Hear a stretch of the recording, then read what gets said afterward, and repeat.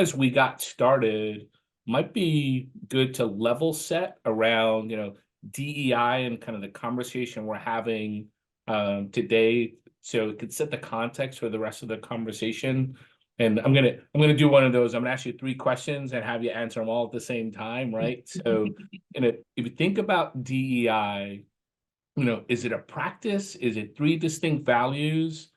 Today, is DEI still the most accurate and appropriate acronym, right? Having a lot of conversations around, hey, we're going to call it inclusion and belonging.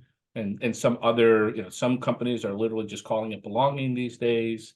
And probably I'd love to get your feedback. Has the term diversity really become kind of too controversial and quote unquote the lightning rod, hence where some of the dialogue is? So, should level set for us? Yeah, thank you for that, Ruben. And I think it's important grounding because DE&I is just so personal to all of us. It means something a little bit different to everybody. So it is important to get grounded in what we mean by it. And I think from a technical standpoint, I would say it's both a practice and a set of values. And more specifically, I think DE&I is culture.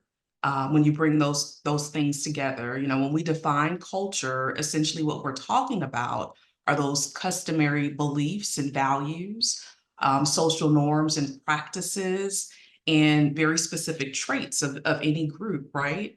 So when you bring those practices and those norms and values and traits together under the banner of DE&I, it's all about culture. When you talk about, what is the appropriate term, it's going to be different for every organization because every organization has different needs. You do have some organizations who need to focus on the diversity aspect, so having that diverse representation. And if that's where they are in their journey, they probably do need to lead with the title of diversity, equity, and inclusion.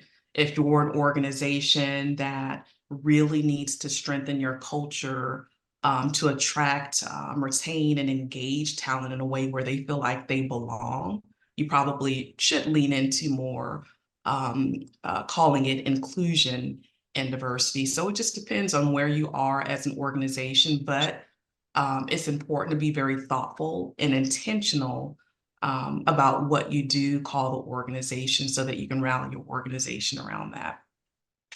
Lastly, where we are today in terms of diversity being controversial, a lightning rod, as you say, I think it's just an interesting time that we're at.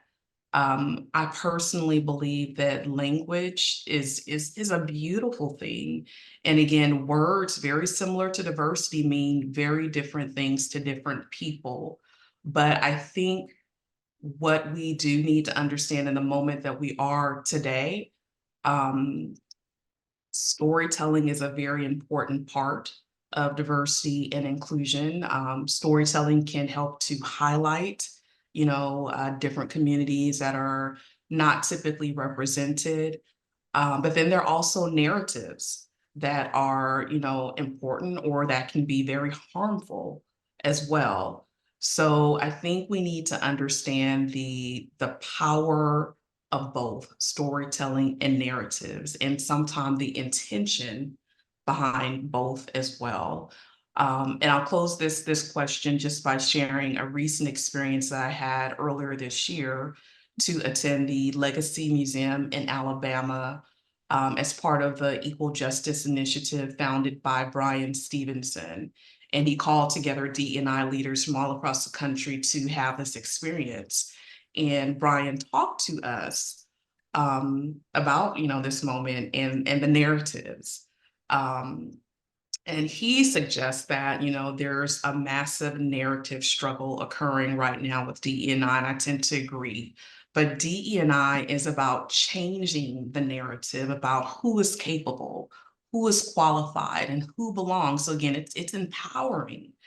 But we have to understand too that some narratives are rooted in fear and anger. That's a reality that we need to discuss and be aware of. And when we don't address that and confront that, I think we can run the risk of getting comfortable with accepting things that we wouldn't normally accept.